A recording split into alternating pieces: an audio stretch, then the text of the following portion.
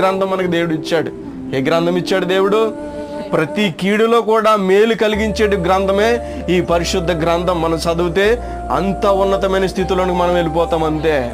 హల్లెలూయా. ఏ పాపినైనా మార్చగలిగింది ఈ గ్రంథమే. ఒక త్రాగుబోతుని, ఒక వ్యభిచారిని ఎవరినైనా మార్చగలిగింది ఈ పరిశుద్ధ గ్రంథం తప్ప లోకంలో ఉన్నది ఏది కూడా మార్చలేదు. మేలేని దాన్ని నువ్వు వెతకగలుగుతున్నావా?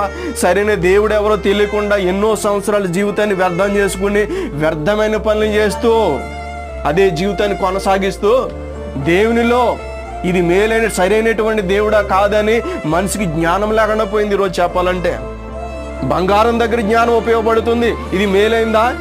ఇది స్వచ్ఛమైన బంగారమా? ఇది ఒరిజినల్ బంగారమా అని అక్కడ ఉపయోగిస్తావు, కానీ దేవుని నమ్ముకునే విషయంలో మాత్రం నీకు ఆ జ్ఞానము పని చేయదు.